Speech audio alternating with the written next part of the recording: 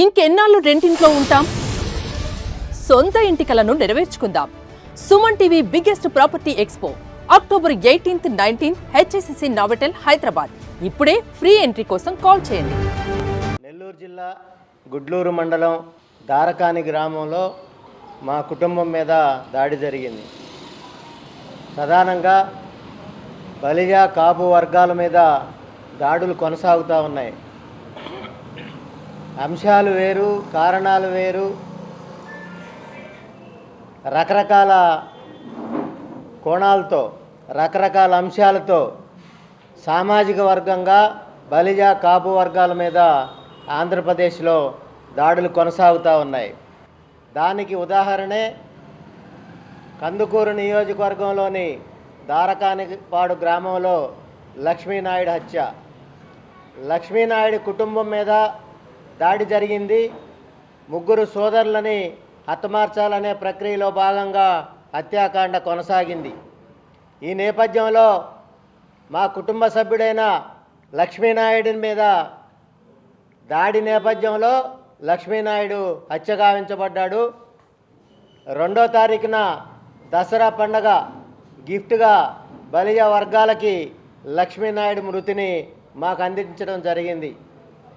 దీంతో పాటుగా లక్ష్మీనాయుడు సోదరులు ఇద్దరు కూడా 2 వీలర్లో ఉన్న నేపథ్యం ఉంది. దాని మీద భార్గవ్ కానీ పవన్ కానీ ఇద్దరు కూడా ఆ దాడిలో అపస్మారక స్థితికి చేరుకోవటం, అక్కడి నుంచి ప్రభుత్వ హాస్పిటల్కి, అక్కడి నుంచి గుంటూరు హాస్పిటల్కి వైద్య నిమిత్తం తరలించడం జరిగింది. ఈ నేపథ్యంలో రాష్ట్ర కాపు జేఏసీ పక్షాన కందుకూరు నియోజకవర్గంలోని గుడ్లూరు మండలంలో దారకానిపాడు గ్రామంలో లక్ష్మీనాయుడు కుటుంబాన్ని మేము పరామర్శించడం జరిగింది. ఈ నేపథ్యంలో దారకానిపాడు గ్రామ పెద్దలు, బలిజ పెద్దలతో సమావేశం నిర్వహించడం, దాదాపుగా ఒక 50 మంది గ్రామస్తులతో కలిపి లక్ష్మీనాయుడు కుటుంబంలో మేమంతా వారికి మద్దతుగా లక్ష్మీనాయుడు సతీమణి సుజాత గారితో మేమంతా కూడా మాట్లాడటం జరిగింది. మొదటిగా లక్ష్మీనాయుడు మృతిని రాష్ట్ర కాపు జేఏసీ తీవ్రంగా పరిగణిస్తూ జరిగిన హత్యాకాండని తీవ్రంగా ఖండిస్తూ ఉన్నాం. రాష్ట్ర ప్రభుత్వం గమనించాలి. పెద్దలు ముఖ్యమంత్రి చంద్రబాబు నాయుడు గారు ఈ విషయాన్ని తీవ్రంగా పరిగణించాలి. ఎందుకు తీవ్రంగా పరిగణించాలంటే రాష్ట్రంలో ఒక నియోజకవర్గంలో, ఒక గ్రామంలో పూర్తిగా కుటుంబాన్ని నిరోధించాలి, పూర్తిగా కుటుంబాన్ని తొలగించాలి అనుకున్న నేపథ్యంలో అక్కడ ఒక హత్యాకాండ కొనసాగింది. ఈ హత్యాకాండ మీద రాష్ట్ర ప్రభుత్వం పూర్తి స్థాయి విచారణకు ఆదేశించాలని చెప్పి రాష్ట్ర ప్రభుత్వాన్ని కోరుతా ఉన్నాను. ఈ హత్య నేపథ్యం ఏంటి?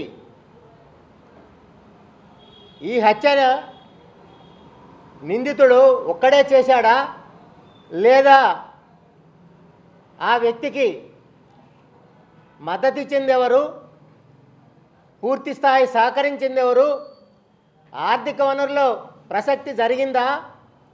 ఆంధ్రప్రదేశ్లో ఒక సామాజిక వర్గంలో ఒక కుటుంబాన్ని నిరోధించే ప్రక్రియ ఒక గ్రామంలో సామాజిక వర్గ కోణంలో జరిగే పరిస్థితి ఉందా అని రాష్ట్ర ప్రభుత్వం పూర్తి స్థాయి విచారణ జరిపించాల్సిన అవసరం ఉంది.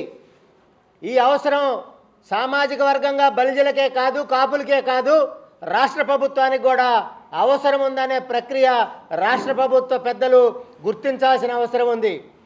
పెద్దలు చంద్రబాబు నాయుడు గారు కానీ, లోకేష్ గారు కానీ, పవన్ కళ్యాణ్ గారు కానీ ఈ అంశాన్ని సున్నిత అంశంగా, తీవ్రమైన అంశంగా, అదేవిధంగా తప్పనిసరిగా సీరియస్గా తీసుకుని రాష్ట్ర ప్రభుత్వం దీని మీద విచారణ జరిపించాలని చెప్పి రాష్ట్ర కాపు జేఏసీ పక్షాన డిమాండ్ చేస్తూ ఉన్నాం.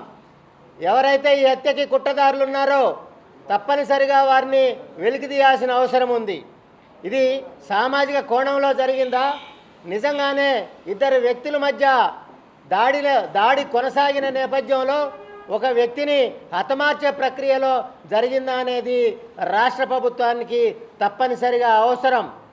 రాష్ట్ర కాపు జేఏసీ పక్షాన బలిజ కాపు వర్గానికి సంబంధించిన కుటుంబ సభ్యులుగా మేమంతా భావిస్తూ ఉన్నాం. ఇది సామాజిక దాడిగా మేము భావిస్తూ ఉన్నాం. ఒక బలిజ కుటుంబం మీద జరిగిన దాడిగా మేము భావిస్తూ ఉన్నాం. ఒక కుటుంబంలో పూర్తి స్థాయిగా ఆ కుటుంబాన్ని నిర్వీర్యం చేసే ప్రక్రియ ఏమాత్రం క్షమించరానిది అనేది రాష్ట్ర ప్రభుత్వం గుర్తించాలి. అయ్యా, ఏదైతే కందుకూరు నియోజకవర్గ శాసనసభ్యులు ఉన్నారో ఆయన నియోజకవర్గంలో దారకానిపాడు గ్రామం కూడా ఒకటి ఉంది అనేది శాసనసభ్యులు, గౌరవ శాసనసభ్యులు గుర్తించుకోవాల్సిన అవసరం ఉంది.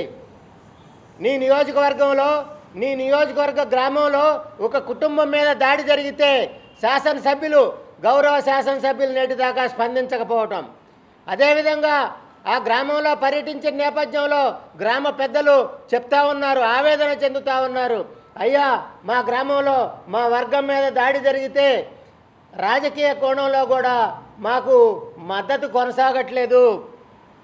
ఎవరైతే హత్య చేశారో వారి పక్షానే న్యాయం కొనసాగే విధంగా రాజకీయ నాయకులు కానీ ప్రజాప్రతినిధులు కానీ మద్దతు తెలుపుతూ ఉన్నారని గ్రామ పెద్దలంతా కూడా ఆవేదన చెందిన పరిస్థితి ఉంది. లక్ష్మీనాయుడు గారి సతీమణి భయాందోళనలో ఉన్నారు. ఆ కుటుంబం అంతా కూడా భయాందోళనలో ఉన్నారు ప్రజెంట్గా.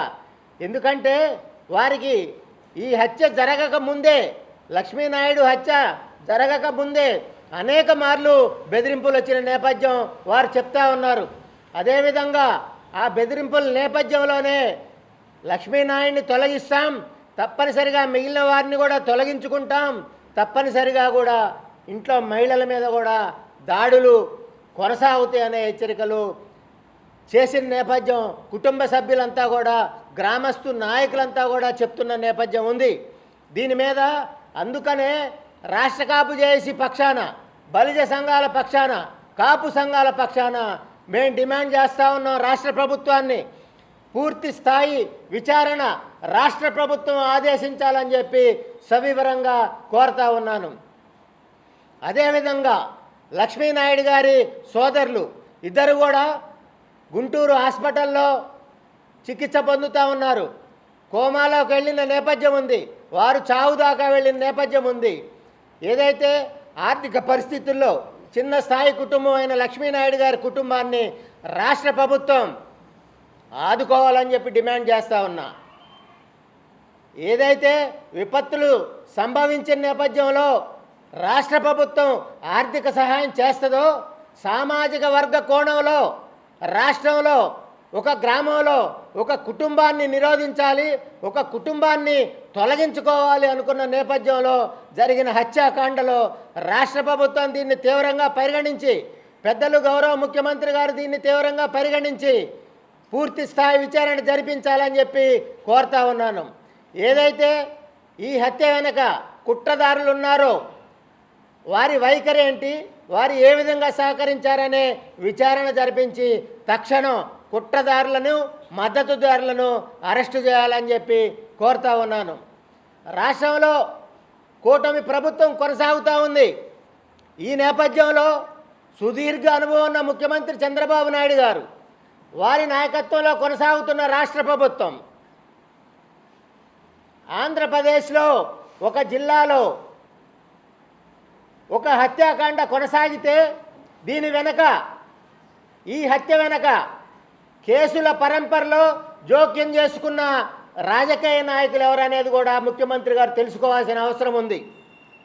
ఏ రాజకీయ నాయకులు ఈ కేసులో ఇన్వాల్వ్ అయ్యారు, హత్య కేసు నమోదు చేయొద్దని పోలీస్ అధికారులకి చెప్పిన రాజకీయ నాయకులు ఎవరు, ఎందువల్ల ఈ హత్యని ఒక సామాజిక వర్గ కోణంలో తీసుకెళ్తా ఉన్న పెద్ద స్థాయి ప్రజాప్రతినిధులు ఎవరో ముఖ్యమంత్రి గారు దీని మీద విచారణ జరిపించాలని చెప్పి కోరుతా ఉన్నాను. ఇది సరైన విధానం కాదు. ఒక కుటుంబంలో ముగ్గురు సోదరులుంటే ముగ్గురు సోదరులని హత్య చేయాలి, అదేవిధంగా వారిని తొలగించుకోవాలి అని నేపథ్యంలో జరిగిన హత్యాకాండలో ముద్దాయిలకి వత్తాసు పలికిన నాయకులు ఎవరు, ప్రజాప్రతినిధులు ఎవరు, ఆ జిల్లాలో పెద్ద స్థాయి నాయకులు ఎవరు అనేది ముఖ్యమంత్రి చంద్రబాబు నాయుడు గారు సవివరంగా పూర్తి స్థాయి విచారణ జరిపించి నివేదిక తెప్పించుకోవాలని కోరుతా ఉన్నాను. ఈ హత్య జరిగిన నేపథ్యంలో కుల సంఘాలుగా, రాష్ట్ర కాపు జేఏసీగా మేము సామాజిక వర్గ కోణంలో ఈ హత్యని తీసుకురాలేదు. కానీ హత్య జరిగిన తరువాత ఈ హత్య నేపథ్యంలో ముద్దాయిల్ని కాపాడటానికి ప్రజాప్రతినిధులుగా ఉన్న అదే సామాజిక వర్గానికి సంబంధించిన నేతలు ఇన్వాల్వ్ అయ్యారు. మరి సామాజిక వర్గ కోణంలో జరిగిన హత్య కాకపోతే ఆ పెద్ద స్థాయి నాయకులు కానీ, ప్రజాప్రతినిధులు కానీ ఇన్వాల్వ్ కావాల్సిన అవసరం ఏముంది? పోలీసు వ్యవస్థలో జోక్యం చేసుకోవాల్సిన అవసరం ఏందనేది ప్రశ్నిస్తూ ఉన్నాను.